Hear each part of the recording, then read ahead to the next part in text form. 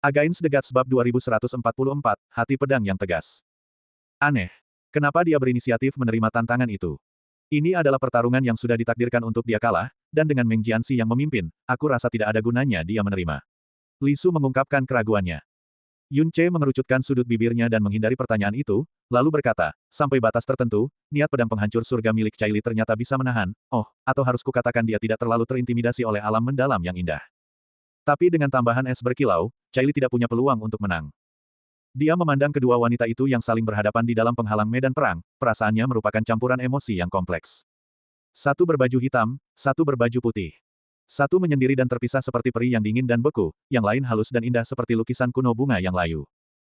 Mungkin di mata dunia, memenangkan hati salah satu dari mereka akan menjadi keberuntungan terbesar yang bisa diharapkan seorang pria. Namun, tidak seorang pun yang tahu, bahkan Shen Wuyi dan Hua Caili sendiri, yang baru pertama kali berhadapan, bahwa yang satu adalah istri sahnya, dan yang satu lagi telah mengabdikan jiwa dan raganya untuknya, dan hatinya tidak tergoyahkan seumur hidup ini. Yun Ce dengan paksa menyingkirkan pikiran-pikiran yang mengganggu di benaknya dan berkata dengan fokus, pertempuran ini ditakdirkan untuk singkat. Selanjutnya, giliranku. Ia tidak khawatir Shen Wuyi akan bersikap keras terhadap Hua Caili. Lagi pula, kebencian dewa tanpa cahaya hanya ditujukan kepada pria. Kamu. Li Su tampak bingung. Meskipun kamu telah membuat nama untuk dirimu sendiri di abis, kamu bukanlah anak dewa penenun mimpi. Atas dasar apa kamu akan berpartisipasi dalam pertempuran anak dewa ini? Lagi pula, mengapa kamu ingin melawannya? Kamu terlalu memikirkannya, jawab Yun Ce. Tentu saja aku tidak akan melawannya. Dari sudut matanya, tatapan Yun Ce diam-diam menyapu lokasi Kaisar Yuan sejenak. Aku pernah merasakan kesepian yang sesungguhnya sebelumnya, perasaan mengerikan karena ada orang di sisiku, tapi hatiku benar-benar hampa. Dan Kaisar Yuan. Kesepian yang ia tanggung mungkin jauh lebih berat daripada yang kuderita saat itu. Rasanya seperti berjalan sendirian di malam yang tak berujung, tahun demi tahun, selama sejuta tahun. Jika seberkas cahaya terang yang merobek kesepian itu tiba-tiba muncul di malam yang tak berujung ini, ia tidak akan pernah bisa mengabaikannya atau tetap diam. Li Su tampak tenggelam dalam pikirannya. Shen Wuyi dari Kerajaan Ilahi Malam Abadi, kultivasinya di alam kepunahan ilahi tingkat 6. Hua Caili dari Kerajaan Ilahi Penghancur Surga, kultivasinya di alam kepunahan ilahi tingkat 2. Untuk pertempuran ini, Shen Wuyi harus dianugerahi segel kehancuran mendalam untuk menyeimbangkan alam energi mendalamnya agar setara dengan Hua Caili. Telapak tangan pendeta agung sekali lagi memancarkan cahaya perunggu yang mendalam. Cahaya itu melesat keluar menembus penghalang, dan mendarat di tubuh Shen Wuyi. Saat bersentuhan, cahaya mendalam itu tiba-tiba berhenti sejenak, membuat alis pendeta agung sedikit berkerut.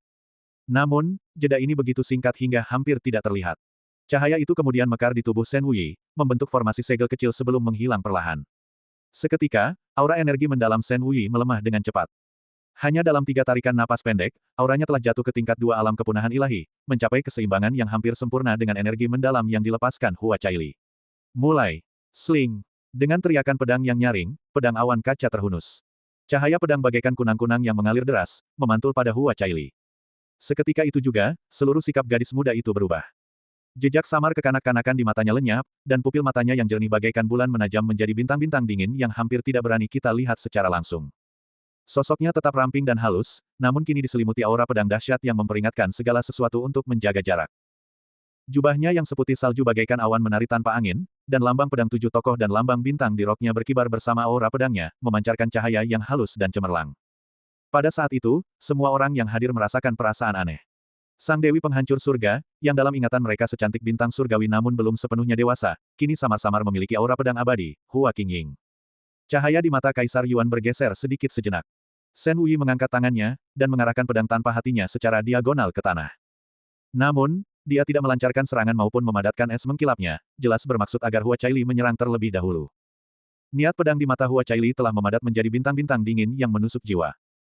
Jari-jari yang menggenggam pedangnya panjang dan putih, dan aura yang melingkarinya telah menyatu mulus dengan cahaya pedang awan kaca, menyebar membentuk medan energi murni dan transenden yang tak terlihat.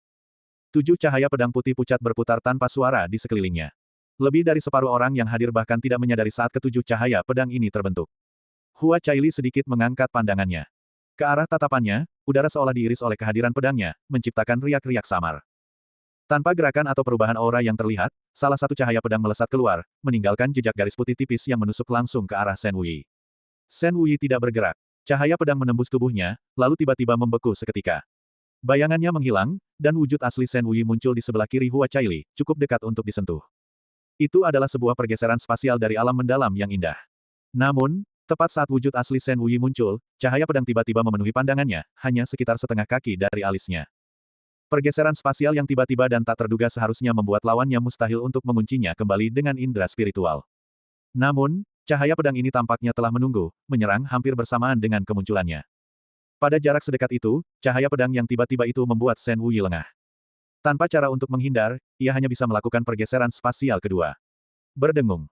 Cahaya pedang itu menyambar udara kosong, dan meninggalkan luka putih pucat yang bertahan lama. Wujud asli Shen Wuyi muncul di atas dan di sebelah kanan Hua Caili, dan tepat saat ia muncul, dua cahaya pedang menyambarnya dari kiri dan kanan.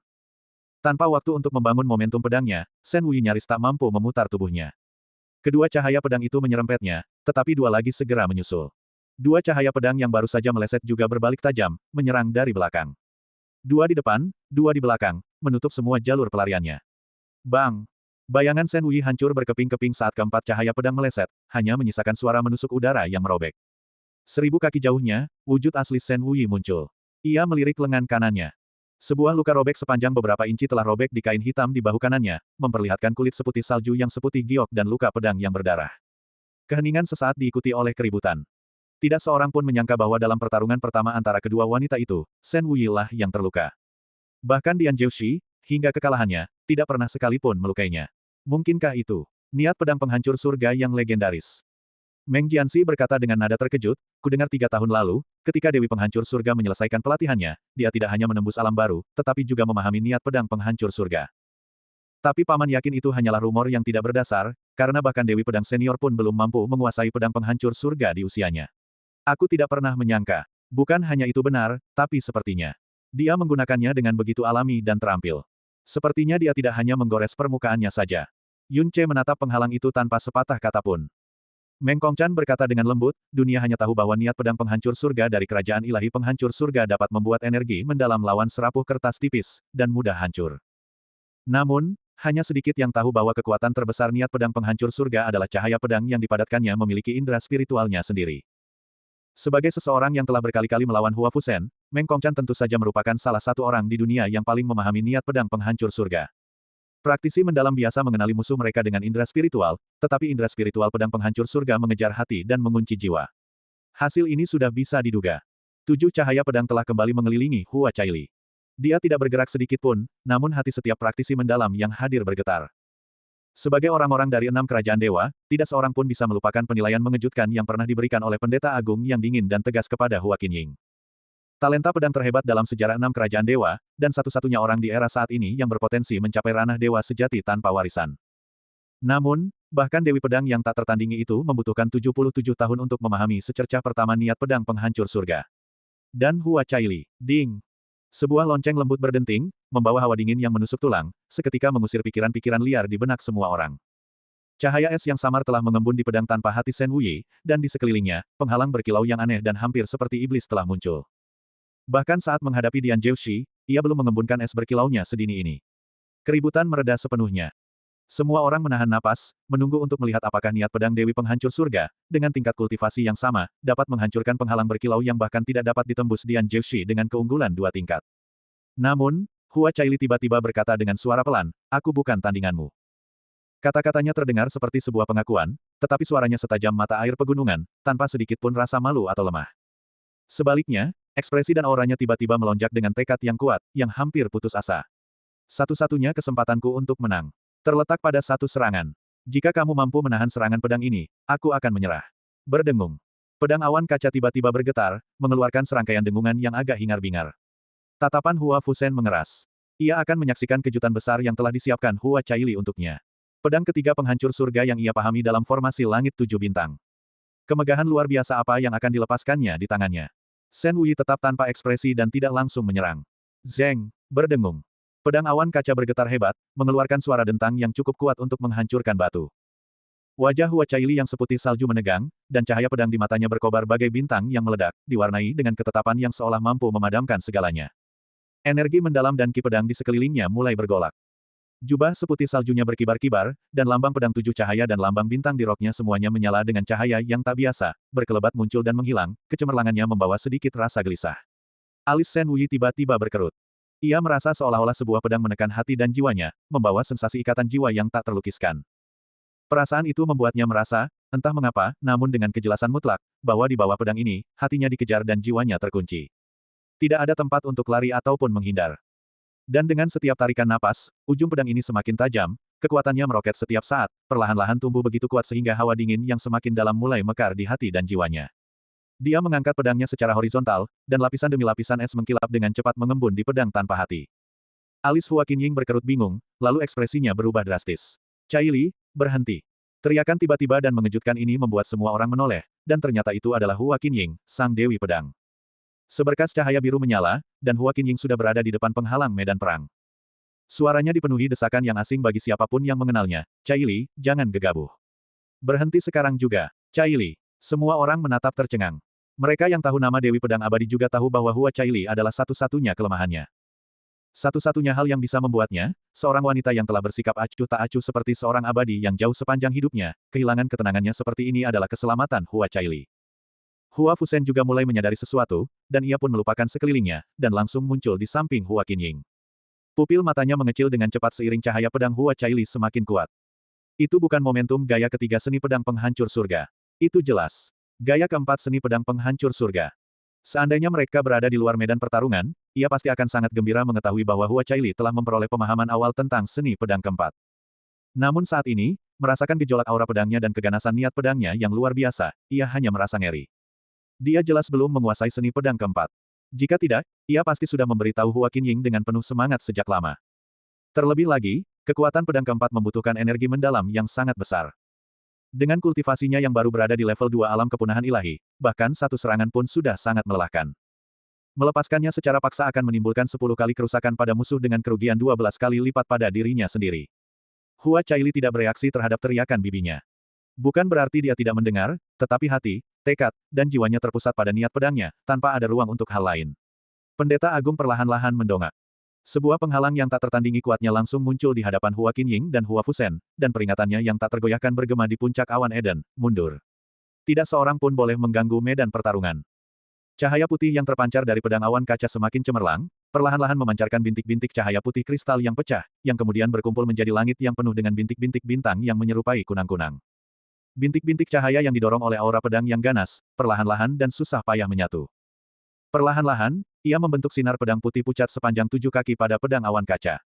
Saat sinar pedang terbentuk, ruang di sekitarnya terpelintir dengan hebat, dan kemudian retakan-retakan halus mulai bermunculan dengan cepat. Adegan ini membuat kerumunan praktisi mendalam terkesiap. Ruang di puncak awan Eden luar biasa tangguh, namun Hua Cai Li, dengan energi mendalam seorang praktisi alam kepunahan ilahi tingkat 2, telah menciptakan robekan spasial yang nyata.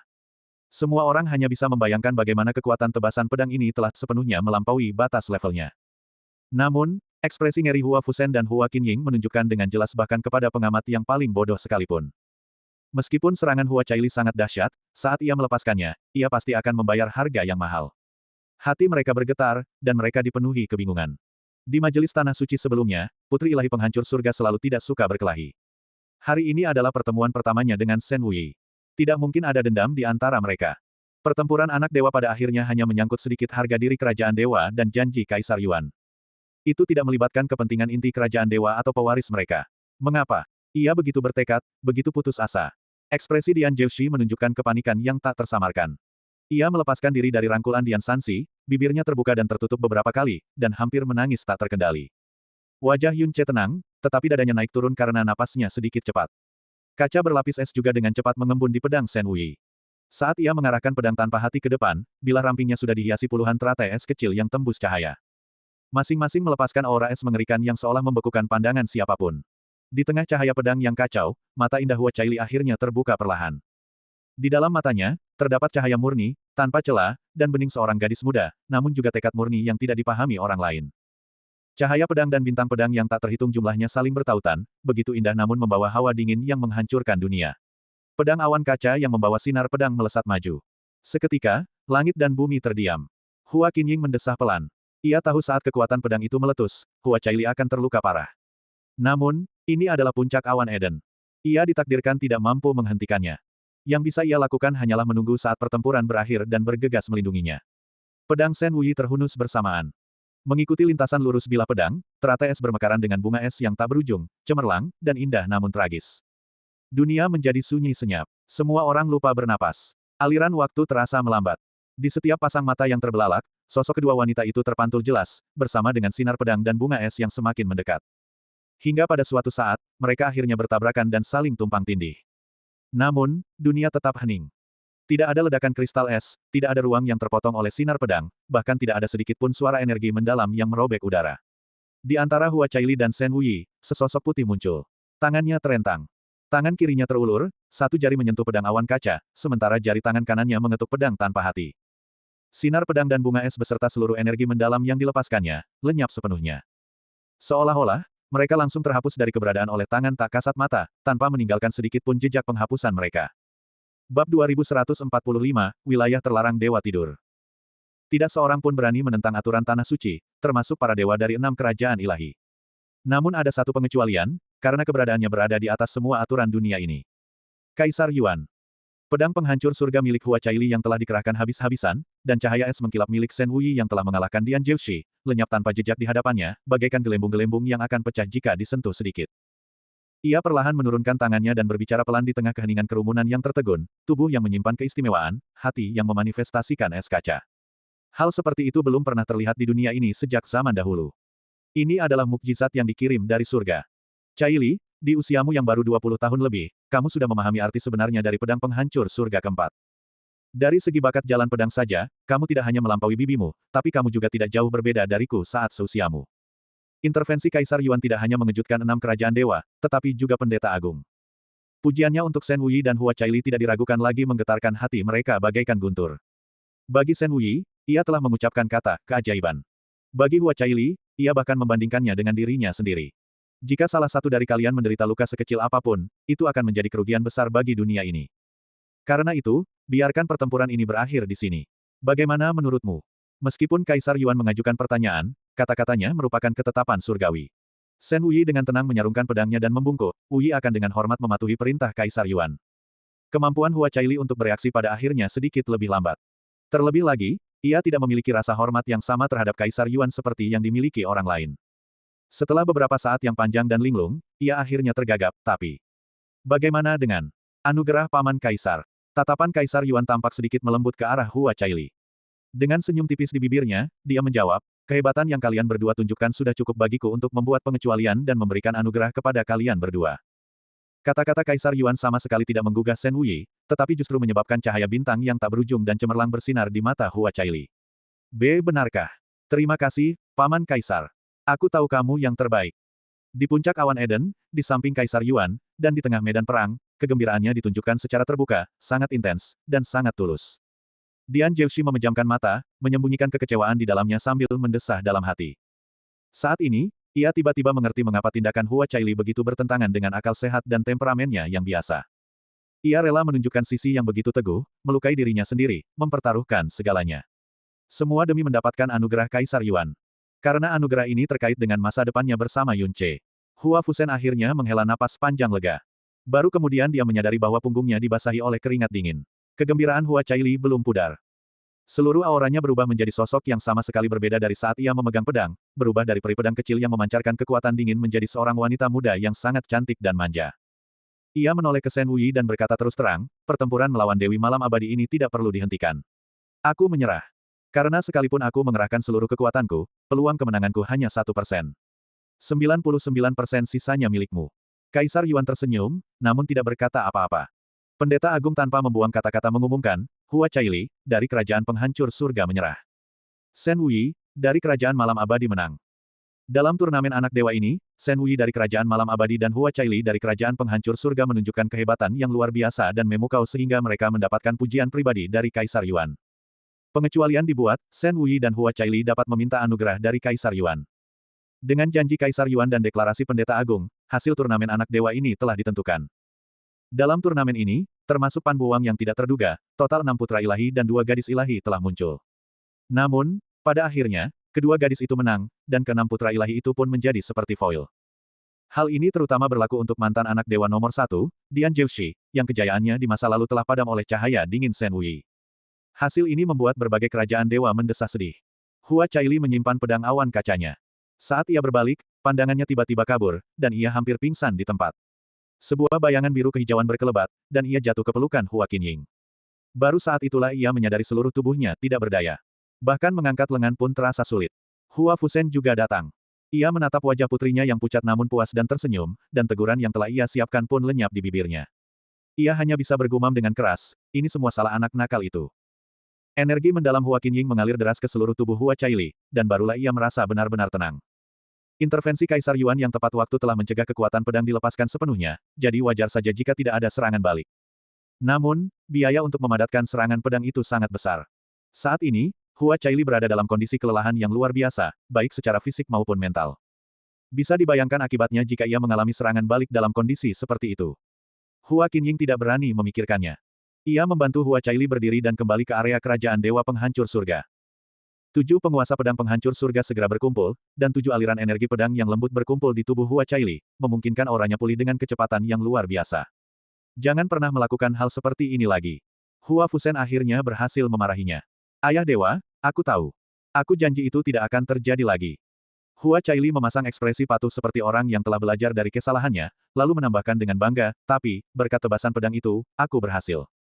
Meminta maaf sesaat dan merendahkannya sesaat, Hua Fusen menutupi wajahnya dengan tangannya dan hanya bisa menatap tajam ke arah Yun Ce yang jauh. Hua Qinying berkata dengan dingin, segampang itu. Apakah benar-benar adil untuk mendapatkan anugerah Kaisar Yuan? Apakah tidak ada pikiran lain dalam benakmu? Tidak ada. Hua Caili mengalihkan pandangannya, menolak mengakuinya. Saat ini, Sasing akhirnya kembali. Melihat situasi di hadapannya, ia tertegun sejenak. Xian Yue menjelaskan dengan nada terukur, turnamen anak dewa telah usai. Dian Zhouxi dikalahkan oleh Shen Wuyi. Meng Jianxi menghindari pertempuran dan menyerah. Pertandingan antara Shen Wuyi dan Hua Caili dihentikan secara langsung oleh Kaisar Yuan, dan menganugerahkan anugerah kepada mereka berdua. Setelah itu, Hua Caili pun menyerah. Setiap bagian penjelasannya menambah keterkejutan di wajah Sasing, dan dia tidak dapat pulih untuk waktu yang sangat, sangat lama. Baru setelah itu, Xian Yue dengan santai mengeluarkan batu bayangan mendalam, aku sudah mencatat semua yang terjadi setelah kamu pergi. Lihat, aku punya visi yang luar biasa. Kalau tidak, kamu pasti akan melewatkan begitu banyak pemandangan yang menggemparkan dunia. Di kerajaan Dewa Shen Luo, Dian Lohou mengelus jenggot panjangnya, wajahnya dipenuhi pujian dan senyuman. Tampaknya ia telah melupakan semua amarahnya atas kekalahan memalukan Dian Zhouxi. Ia berkata sambil tersenyum senang, gadis itu, Caili. Biasanya dia terlihat begitu lembut dan rapuh. Aku tidak pernah menyangka dia punya sisi seganas itu, semua demi Zhouxi. Dan dengan bakat pedangnya yang bahkan melampaui Qinying. Sungguh pantas menjadi menantuku, hahaha. Ia tertawa terbahak-bahak. Namun, dia tidak menyadari bahwa di belakangnya, wajah Dian Sansi sekelam guntur. Saudara Zhouxi, katanya hati-hati, menatap Dian Zhouxi. Ia ingin menghibur, tetapi tidak tahu harus berkata apa. Namun, Dian Zhouxi menggelengkan kepala lalu tersenyum tipis. Senyum itu tampak seperti senyum lega. Namun, semakin ia bersikap seperti ini, hati Dian Sansi semakin sakit dan tak tertahankan. Tanpa sadar, dia mengalihkan pandangannya ke arah Yun Ce, dan matanya, kebetulan bertemu mata satu sama lain lagi. Alis Yun Ce melengkung ke bawah, dan sudut mulutnya sedikit terangkat. Ia tersenyum, senyum penuh ejekan, kemenangan, dan yang terpenting, penghinaan. Kemudian, ia memalingkan muka dengan santai, seolah-olah menatapnya sejenak pun sudah tidak pantas baginya. Begitu tatapannya beralih, Dian Sansi dengan jelas melihat bibir Yun Ce bergerak sedikit. Menyedihkan. Darah langsung naik ke kepalanya. Wajah dan leher Dian Sansi memerah, seolah berlumuran darah, bahkan pandangannya kabur. Hasratnya sangat besar untuk mengungkap segalanya, agar menimbulkan murka ayahnya, menjatuhkan hukuman Kaisar Yuan, menghancurkan reputasi Yun Ce dan Hua Caili, bergejolak hebat di hatinya. Namun, ketakutan akan konsekuensinya dan peringatan Dian Zhouxi yang nyaris memohon, membuatnya menahan diri, dan langsung menepis pikiran itu. Selama beberapa tarikan napas panjang, ia mengatupkan rahangnya dan menekan luapan rasa malu, amarah, kebencian, dan kengganan yang menggebu-gebu, sedikit demi sedikit. Namun, dengan segenap tekadnya, ia hanya mampu menahannya hingga ke tenggorokan. Meskipun ia menahan diri untuk tidak meledak, ia tidak mampu menelannya sepenuhnya. Rasa itu tetap tertahan di sana, membuat setiap tarikan napas menjadi siksaan amarah dan penghinaan yang mengancam akan membuatnya meledak. Ini adalah siksaan yang tidak pernah ia bayangkan akan ia derita sepanjang hidupnya. Dia sudah hampir mencapai titik puncaknya, renung Yun Ce dalam hati. Apakah maksudmu Dian Sansi? Tanya Li Su. Ya, jawab Yun Ce. Saat ini, bahkan tusukan acak pun bisa membuatnya meledak. Dan jika dia diberi rangsangan besar lagi, akal sehatnya akan hancur total. Dia pasti akan meledak, apapun situasinya. Li Su berkata lembut, turnamen anak dewa sudah berakhir. Kesempatan yang kamu butuhkan. Kaisar Yuan sendiri yang akan memberiku kesempatan itu, sela Yun Ce. Mungkin, dia bahkan lebih menginginkannya daripada aku. Li Su tidak mengerti. Baru setelah Hua Caili pulih sepenuhnya, Kaisar Yuan berbicara lagi. Caili, hadiah apa yang kamu inginkan? Hua Caili membungkuk dengan senyum cerah, dan berbicara tanpa rasa takut sedikitpun. Hadiah yang Caili inginkan agak istimewa. Aku ingin memberi tahu Paman Kaisar secara pribadi. Apakah boleh? Kaisar Yuan tersenyum, tentu saja. Tapi tanpa ada saksi, apakah kamu tidak takut aku akan mengingkari janjiku? Paman Kaisar tidak akan pernah. Terima kasih sebelumnya, Paman Kaisar. Hua Caili membungkuk lagi, lalu mundur ke belakang Hua Qinying sambil tersenyum. Tatapan Kaisar Yuan beralih ke Shen Wuyi, hadiah apa yang kamu cari? Tanggapan Shen Wuyi singkat dan jelas, Yang Mulia, Wuyi ingin memasuki wilayah terlarang Dewa Tidur. Kata-katanya mengejutkan semua orang. Dari dalam tandu hitam pekat tempat Dewa Wuming bertahta, fluktuasi energi mendalam yang abnormal tiba-tiba meletus, membawa amarah yang begitu nyata. Jelas, permintaan Shen Wuyi bertentangan dengan harapannya. Yun Ce bergumam sambil mengerutkan kening, wilayah terlarang Dewa Tidur. Tempat apa itu? Ia telah menghabiskan 3 tahun di Kerajaan Dewa Penenun Mimpi, dan meskipun pengumpulan informasinya berfokus pada anak dewa dari berbagai kerajaan, ia tahu cukup banyak tentang tempat-tempat penting di Abis. Namun, ini pertama kalinya ia mendengar nama ini. Meng Jianxi merendahkan suaranya saat menjawab, sebelum dunia Abis terbentuk, tempat itu adalah tempat para dewa kuno jatuh setelah turun di Abis. Tempat itu juga, tempat Kaisar Yuan jatuh di Abis. Konon, sebagian besar dewa sejati dan dewa iblis yang pertama kali gugur terkikis oleh debu jurang purba dan menjadi hantu jurang. Kemudian, ketika Kaisar Yuan mendirikan dunia Abis, tanah para dewa yang terkubur itu disegel dan menjadi wilayah terlarang dewa yang tertidur. Aku belum pernah ke wilayah terlarang dewa tidur, jadi pengetahuanku tentangnya sangat sedikit. Namun, menurut catatan Aula Rahasia Xuanji, meskipun wilayah itu tidak terletak di lautan berkabut, konsentrasi debu jurang di dalamnya sebanding dengan kedalaman lautan berkabut. Jumlah hantu jurang yang berkeliaran di dalamnya jauh melebihi binatang jurang. Dan setiap hantu jurang yang ditemui berpotensi menjadi dewa manusia di zaman ini. Kemungkinan besar, demi menghormati dewa-dewa inilah Kaisar Yuan menyegel area tersebut dan menetapkannya sebagai wilayah terlarang. Seingat saya, sejak menjadi wilayah terlarang, menurut catatan, hanya sekitar belasan kali tempat itu dibuka. Yun Ce bertanya, jika memang begitu, mengapa Shen Wuyi menggunakan kesempatan berharga seperti ini untuk pergi ke tempat seperti itu? Meng Jianxi berpikir sejenak dan menjawab, dulu, terlalu banyak dewa sejati kuno yang berdiam di daerah itu. Dengan tubuh suci mereka, mereka tidak akan langsung binasa, bahkan di bawah debu jurang purba. Jadi mungkin mereka meninggalkan beberapa warisan atau harta langka sebelum meninggal. Mungkin itu alasannya. Jawabannya ragu-ragu dan tidak pasti, jelas hanya tebakan. Menghadapi permintaan Shen Wuyi, Kaisar Yuan terdiam. Tapi hanya 2 tarikan napas, sebelum ia mengangguk kecil, baiklah. Sesuai keinginanmu. Namun, nada bicaranya berubah, sangat jarang wilayah terlarang dewa tidur dibuka. Bukankah sayang jika hanya 1 orang yang masuk? Zhu Yuan. Kaisar Yuan memanggil. Komandan Ksatria Abis pertama, Dugu Zhu Yuan, melangkah maju dan membungkuk untuk menerima perintahnya. Dalam 10 jam, buka formasi penghancur kekosongan menuju wilayah terlarang dewa tidur. 6 kerajaan dewa masing-masing boleh memilih 1 anggota generasi muda untuk dimasuki. Perintah Kaisar Yuan mengirimkan kejutan gembira ke 5 kerajaan dewa lainnya. Ini merupakan anugerah yang diberikan Kaisar Yuan kepada mereka sekaligus cara untuk membuat mereka berhutang budi secara implisit kepada Shen Wuyi. Wuyi berterima kasih kepada Kaisar Yuan atas rahmatnya. Shen Wuyi tentu saja tidak keberatan, juga tidak menunjukkan kegembiraan apapun saat ia dengan tenang mundur. Kaisar Yuan telah membuat pengumuman besarnya. Tanah suci abadi, sudah dekat, dan turnamen anak dewa telah berakhir. Seharusnya inilah saatnya bagi Kaisar Yuan untuk pergi dan bagi Pendeta Agung untuk menyatakan berakhirnya majelis Tanah Suci. Namun saat ini, Kaisar Yuan mengalihkan pandangannya ke Kerajaan Dewa Penenun Mimpi. Kong Chan, aku mendengar bahwa setelah Caili, 1 esensi ilahi sempurna lainnya telah turun ke Kerajaan Ilahi Penenun Mimpi. Benarkah itu?